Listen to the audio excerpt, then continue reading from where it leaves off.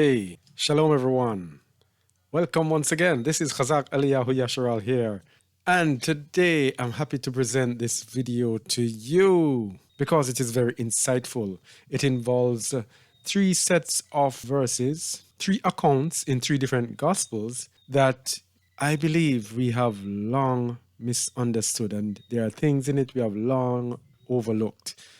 And I'm very happy to present them today to stir up your mind, and you shall see what I'm talking about. Because here, through our Just a Word YouTube channel, we had sent an encouragement about 5 months ago to flee from the midst of Babylon. And we spoke about the abomination of desolation. And one of the rebuttals we had was that Jerusalem has to first be surrounded.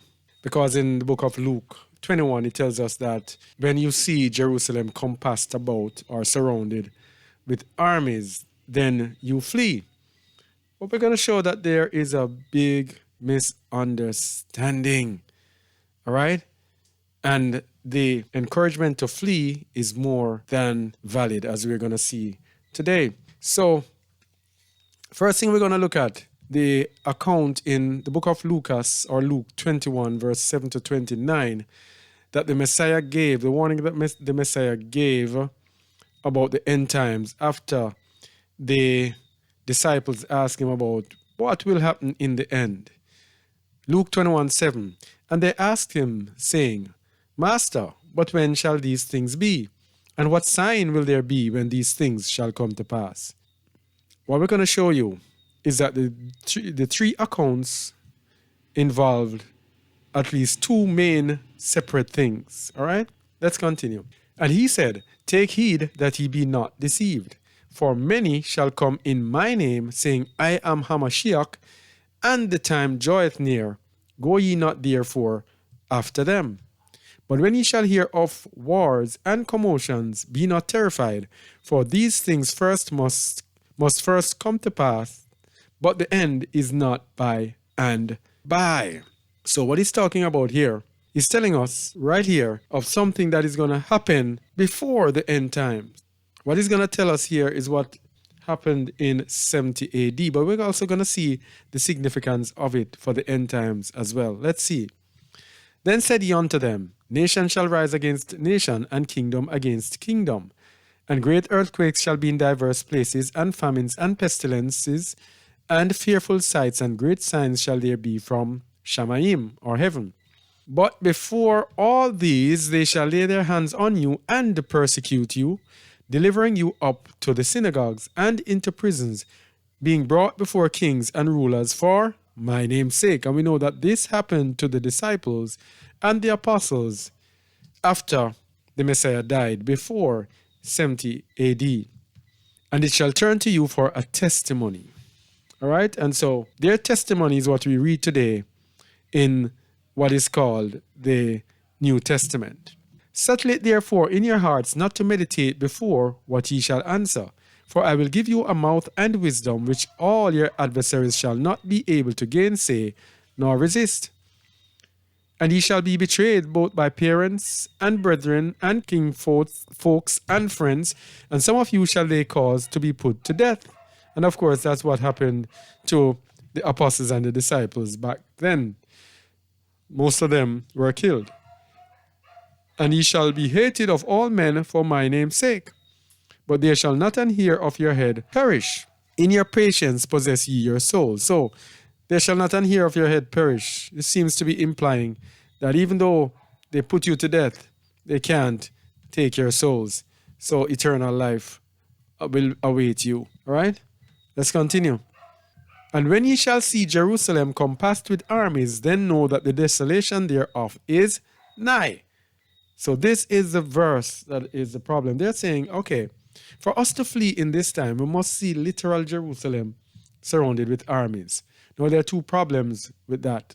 And we're going to see, I'm going to tell about the second problem, and then we're going to see the first problem. The second problem is that when it refers to Jerusalem, when we are in captivity, it is actually referring to the people, not the literal city, because we are in captivity.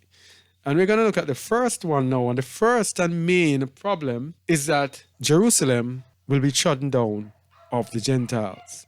When he's speaking about the Jerusalem here, he's speaking about 70 AD. And then he's going to tell us what shall happen from 70 AD until the end times. Let's see. And when ye shall see Jerusalem compassed with armies, then know that the desolation thereof is nigh.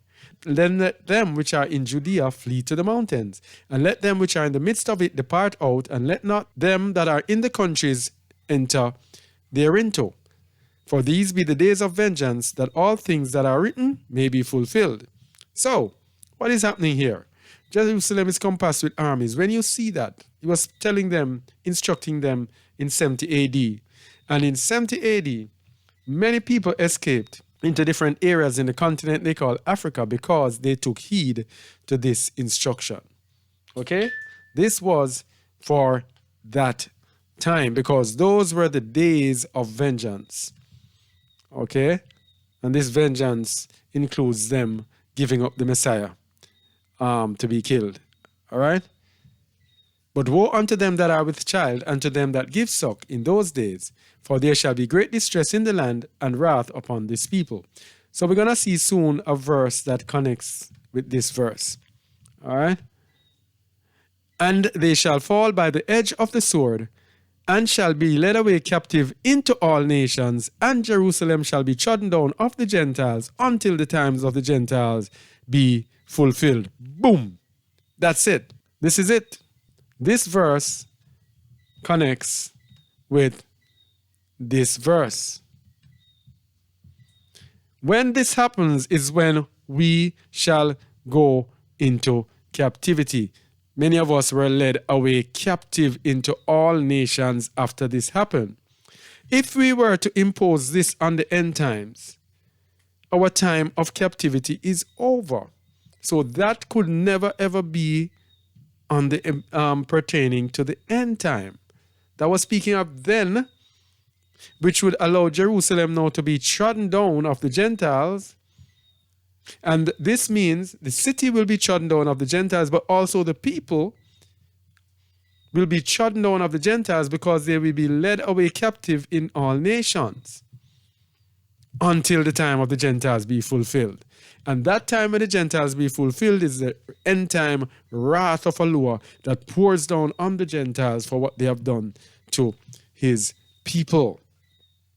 So this, we don't wait for this. This is not what we are waiting for in this time. We're going to see the other Gospels tell us what we should be waiting for to show us when to flee. Okay? This is not what we're waiting for to flee, because this has already happened, and it is as a result of it, that is what caused us to be in captivity. And that is what caused, to this day, wherever we are trodden down of the Gentiles. Wherever we are here in Jamaica, we are trodden down of the Gentiles. We are slaves, servants to the Gentiles. The British own our country. The highest ranking official in our country is not the Prime Minister. It is the Governor General, who reports directly to the Queen. He is the servant of the Queen. The Queen controls the country through the Governor General. Okay? We are still trodden down of the Gentiles wherever we are scattered. Okay? So that is something to note. So let me just go here, and we're going to see, just do a couple more verses. And there shall be signs in the sun, and in the moon, and in the stars. Remember now, this is until the time of the Gentiles be fulfilled. So this is telling us now what will happen after the time of the Gentiles be fulfilled.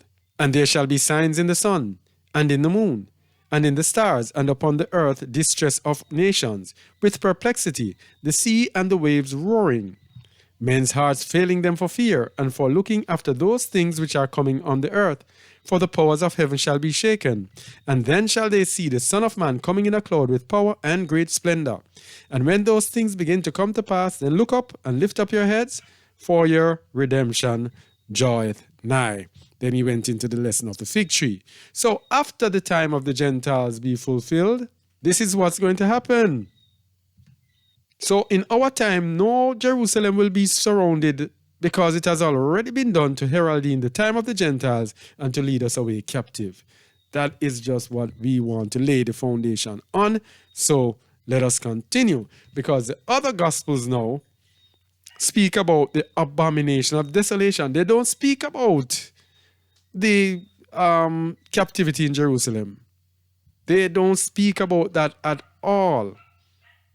They have nothing to do with the captivity of Jerusalem.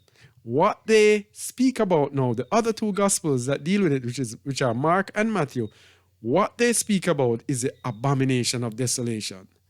In other words, it is when you see the abomination of desolation in this time, that is when you should flee. Jerusalem has nothing to do with it, with us fleeing. And that's what we're going to show you. Let's go. Mark 13, 4-28. We're going to see a different account. No Jerusalem this time. Let's see. So the disciples said to the Messiah, "Tell us, when shall these things be? And what shall be the sign when all these things shall be fulfilled?" And Yahusha answering them began to say, "Take heed lest any man deceive you. For many shall come in my name, saying, I am Hamashiach, and shall deceive many." So we have this in common. "And when ye shall hear of wars and rumors of wars, be ye not troubled, for such things must needs be, but the end shall not yet be yet.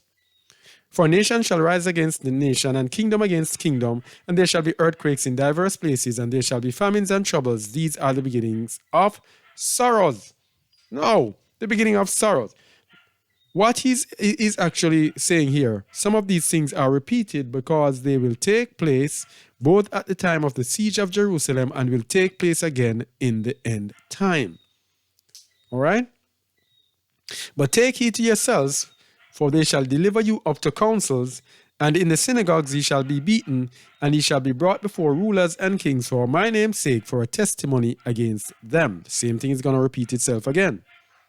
But here it says something different that was not said in the book of Luke. "And the good news must first be published among all nations." It was not said in Luke because at the time of the siege of Jerusalem, it was not necessary for the gospel to be published among all nations because that was the beginning of the 2,000 years of the gospel spreading. But this is end time. So in the end time, the gospel must first be preached among all nations. This is speaking about the end time, not about back in 70 AD. "But when they shall lead you and deliver you up, take no thought beforehand what ye shall speak, neither do ye premeditate, but whatsoever shall be given you in that hour, that speak ye. For it is not ye that speak, but Ruach HaKadosh. Now the brother shall betray the brother to death, and the father the son, and children shall rise up against their parents, and shall cause them to be put to death." That's what's going to happen in the end time. "And ye shall be hated of all men for my name's sake, but he that endureth unto the end, the same shall be saved." This is salvation, end time salvation. I don't remember if in Luke he spoke about this part of it, enduring to the end shall be saved. Anyway, this is the difference now between the account in Luke and the account in Matthew and Mark. "But when ye shall see the abomination of desolation spoken of by Daniel the prophet, standing where it ought not, let him that readeth understand." We're going to see the significance of this as well. "Then let them that be in Judea flee to the mountains." In the end time, it is not when you see Jerusalem surrounded that you shall flee to the mountain. It's when you see the abomination of desolation. That's when you flee to the mountains. That's the big difference. This is what we were actually missing. Because we had gotten so used to the different accounts, we molded everything in one and thought that everything was in one. But it is two separate times. These are the end times. And back then, in 70 AD, it was fleeing when you see Jerusalem surrounded. Now it is when you shall see the abomination of desolation. And we're going to look at it and see the significance as well. But let us continue. "And let him that is on the housetop not go down into the house, neither enter therein to take anything out of his house. And let him that is in the field not turn back again for to take up his garment. But woe to them that are with child, and to them that give suck in those days. And pray ye that your flight be not in the winter." Now hear this.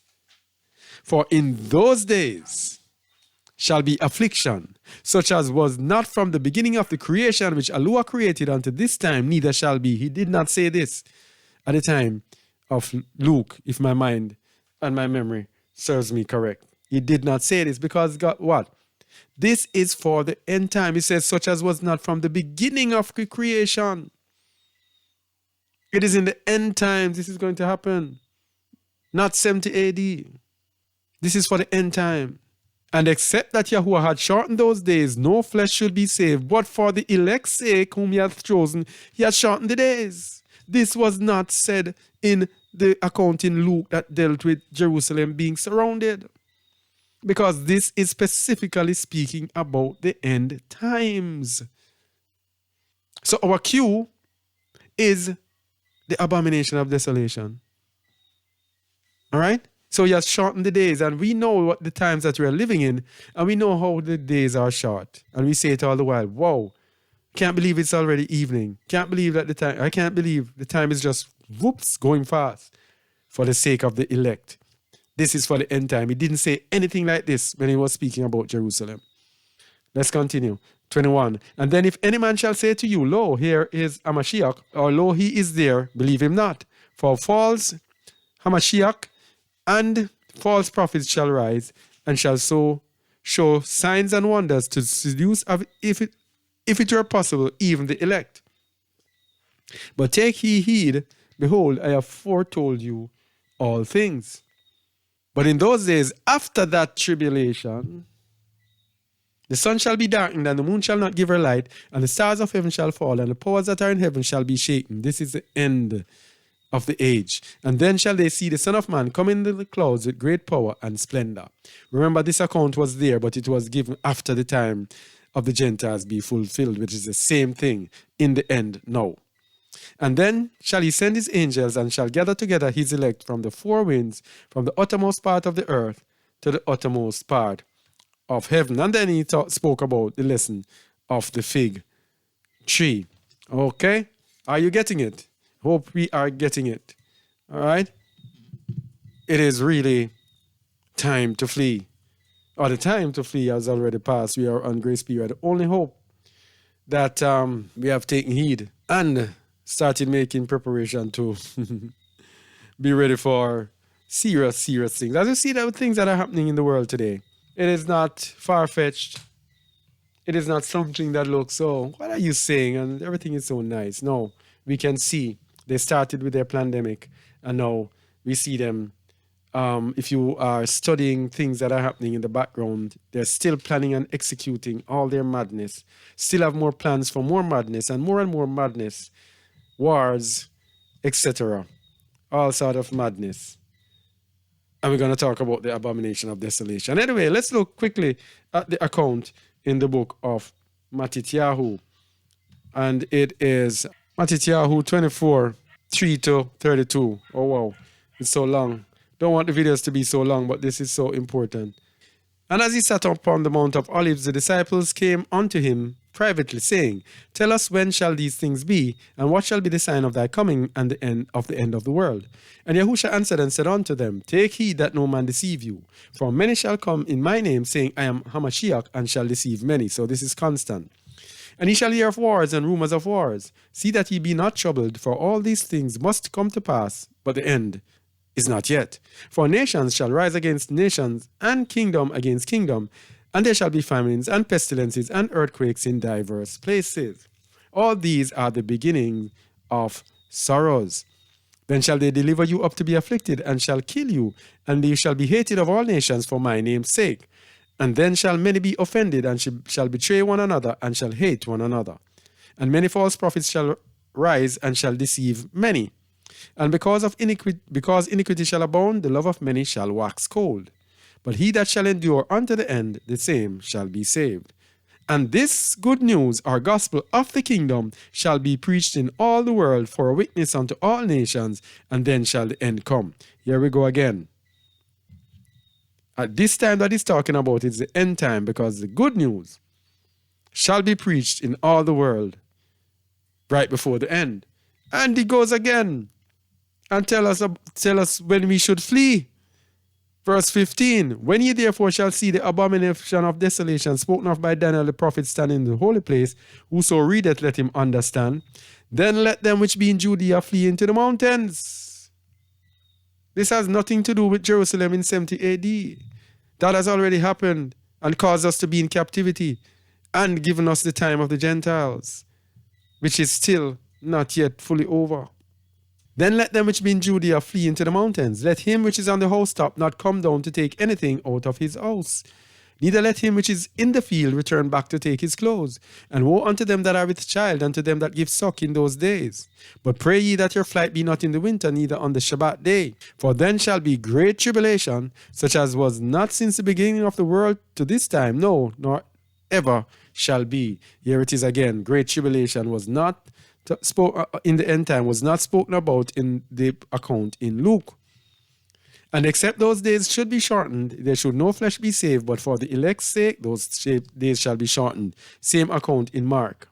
Then if any man shall say unto you, lo, here is a Mashiach, or there, believe it not. For there shall arise false Mashiach and false prophets, and shall show great signs and wonders, insomuch that if it were possible, they shall deceive the very elect. Behold, I have told you before. Wherefore, if they shall say unto you, behold, he is in the desert, go not forth. Behold, he is in the secret chambers, believe it not. For as the lightning cometh out of the east, and shineth even unto the west, so shall also the coming of the Son of Man be. For wherever the carcass is, there will the eagles be gathered. Immediately after the tribulation of those days shall the sun be darkened, and the moon shall not give her light, and the stars shall fall from heaven, and the powers of heaven shall be shaken. And then shall appear the sign of the Son of Man in heaven, and then shall all the tribes of the earth mourn, and they shall see the Son of Man coming in the clouds of heaven with power and great splendor. And he shall send his angels with a great sound of a trumpet, and they shall gather together his elect from the four winds, from one end of the heaven to the other. This account is different from in Luke. And then he went on to speak about the fig tree. All right? Hope we are seeing it. The end time abomination of desolation is what we must look for. That is the key, not any army surrounding Jerusalem. Okay? Now, the Messiah said, when you see the abomination of desolation spoken of by the prophet Daniel. Let's go there. When ye therefore shall see the abomination of desolation spoken of by Daniel the prophet stand in the holy place, whoso readeth, let him understand. The Mashiach was telling us in those days that it will require wisdom to figure out what is the abomination of desolation and what is the holy place. That's why it says, whoso readeth, let him understand. All right? So we know, and we have told you before, what the abomination of desolation actually is. So there was the abomination of desolation before the time of Messiah. So this was manifested through Antiochus Epiphanes II in the book of Maccabees, and this was before the Messiah spoke about the book of Daniel. So it was not speaking about this abomination. Let's look at it quickly. The abomination of desolation in the book of 1 Maccabees 1:44 to 49. Let me get there. All right. For the king had sent letters. This is Antiochus Epiphanes II, the Greek king at the time who was ruling Jerusalem. For the king had sent letters by messengers unto Jerusalem and the cities of Judah, that they should follow the strange laws of the land, and forbid burnt offerings and sacrifice and drink offerings in the temple, and that they should profane the Sabbaths and evil days, and pollute the sanctuary and holy people. See? Pollute the sanctuary and holy people. We're going to look at how the sanctuary is actually manifest today, and how the temple is actually manifest. Set up altars and groves and chapels of idols, and sacrifice swine's flesh and unclean beasts, that they should also leave their children uncircumcised, and make their souls abominable with all manner of uncleanness and profanation, to the end they might forget the law and change all the ordinances. So he wanted to pollute the holy people so that they would forget the law and change the ordinances and be utterly polluted before the Most High. And that is what they are doing today. Now the 15th day of the month Caslu, in the 145th year, they set up the abomination of desolation upon the altar, and builded idol altars throughout the cities of Yehuda on every side, and burned incense at the doors of their houses and in the streets. This is total pollution. Setting up the abomination of desolation upon the altar. Now, the altar itself, it's a place where sacrifices are offered unto Yahuwah.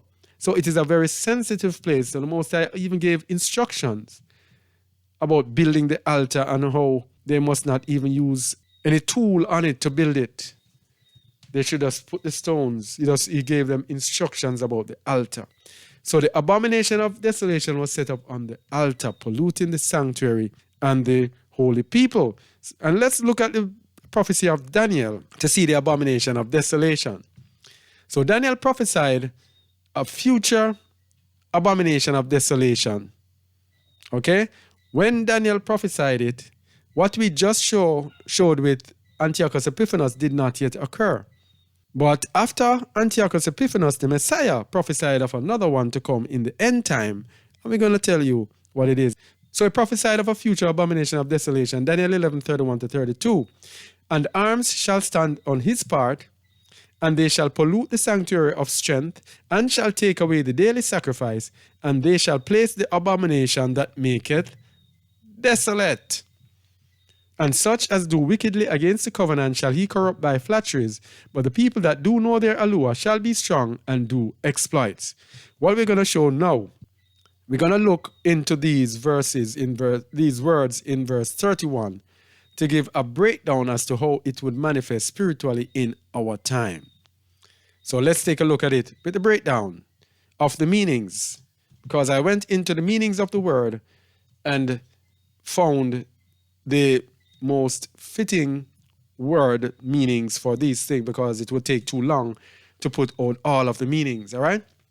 And arms shall stand on his part, and arms there means force or mighty power. So those who will be giving us the abomination of desolation will be strong and mighty in power. What is stronger and mighty in power than the new world order? Let's continue. And they shall pollute the sanctuary. The sanctuary. They shall pollute the sanctuary. The abomination of desolation shall pollute the sanctuary. And sanctuary there is a consecrated thing or place. It is a holy place. I'm going to show you that sanctuary there, that holy place, because we probably should have looked at what the temple is today. Before we look at that, really, we should look at what the temple is today. There we go. For the temple to be polluted, for the sanctuary to be polluted, for the altar to be polluted in the end times, our bodies must be polluted, because our bodies are the temples of the Most High. 1 Corinthians 6:19, what? Know ye not that your body is the temple of Ruach HaKadosh, which is in you, which ye have of Eliyahu, and ye are not your own? Your body is the temple. And what do we have in the temple? The sanctuary and the altar. So if this abomination of desolation is going to pollute the sanctuary and the altar, it's going to pollute your body. 1 Corinthians 3:16-17. Know ye not that ye are the temple of Eliyahu, and that the Ruach Eliyahu dwelleth in you? Now here is the dangerous thing about it, which is why the abomination of desolation is so important for us to understand. If any man defile the temple of Eliyahu, him shall Eliyahu destroy, for the temple of Eliyahu is Kodesh, which temple ye are. So our bodies are the temples of the Most High. So when we go back to the abomination of desolation meaning, and it says they shall pollute the sanctuary, which is a consecrated thing or place, holy place, it is polluting your body. Shall pollute the sanctuary of strength, and strength there means stronghold or fortified place. So when you have your body, it is fortified, it is a stronghold. It is something that we should not allow people to breach. All right? They're going to pollute the stronghold. And shall take away the daily sacrifice. What is the daily sacrifice? The continual or perpetual sacrifice. All right? So we offer the Most High sacrifice of praise. Sacrifices continually. As it says, what does Apostle Shaul say? I beseech ye therefore, brethren, that you present your bodies a living sacrifice, holy and acceptable unto Eliyahu, which is your reasonable service. Hope I got all the words right. If I'm not, I apologize. All right? Don't have time to switch to it. Don't like to miss a word. Anyway, so our bodies are living sacrifice. What does that mean? Continual or perpetual sacrifice we give through our bodies. And they shall place the abomination, and they shall place, and we look at the word place, which means to give, to bring, to put, or to cause. And what does Revelation 13:16 say? And he causeth all, small and great, free and bond, rich and poor, to receive a mark in their right hand or in their forehead, and that no man may buy and sell, save he that has the mark of the beast, or the name of the beast, or the number of the name. Hope I got it correct again. But you got the idea. They shall place, they shall cause the abomination, which is a filthy, idolatrous, abominable, detestable thing. And you know what that thing is? Mark. The core meaning, the core etymology of mark goes right down to the word grapho, which means to write. That thing that they give you, we can't say the names because our channel is young, and they will be scoring this. Read between the lines. That thing that they want to put in us, that thing that writes to our DNA. All right? And what they have done, they have made it to be plug and play. So in the future, they're going to keep writing, causing all. That is the abomination that makes you desolate. Because it reprograms you. It actually goes to the core of your makeup and can program you to do that which you do not want to do, what they want you to do. They now own you. You are no longer human. Yes? That is how serious this is. This is the abomination, and it will make you desolate. The abomination that makes desolate. And the desolate there means waste or destroyed. So you are made waste because you have gone to the core of your makeup. The core, the stronghold, that place of strength, that set apart place. They have breached and gone into your sanctuary of strength and have made you waste. And such as do wickedly against the covenant shall he corrupt by flatteries, but the people that do know their Eliyahu shall be strong and do exploits. So those who do wickedly against the covenant, those people don't even care. They're going to be corrupt by flatteries, encouraging people to take this thing, even paying them and getting people. But those who know their Eliyahu shall be strong and do exploits. This is what it's all about, people. When you see this abomination of desolation, it's time to flee, because then shall be great tribulation. It's going to get rough. It's going to get rougher and tougher. Yes? So those who are doubting that they should flee, I only hope we are watching this, getting the understanding from it. This abomination, if you study what this thing that they put in us can do, as I do, you will see that there's no doubt that this matches everything that we just read right here. Everything what we just read, this totally matches it. All right? This is a longer video than normal, but I only hope we got it. It is so important for us to understand this abomination of desolation and the difference between fleeing Jerusalem, which Jerusalem is from 70 AD, which causes us now to be sent into captivity where we are now, and for there to be the time of the Gentiles, and bring us to the end time where we will be offered or caused to take an abomination that makes us desolate. All right? So when that happens, it says, flee. for there will be great tribulation. All right? Only hope we got this point across. Well, all right?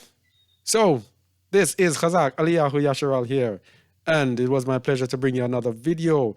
Please help us by sharing this video, liking, commenting, and subscribing to our channel, all right? As we are here happily trying to share what has been given unto us, all right? Until next time, shalom.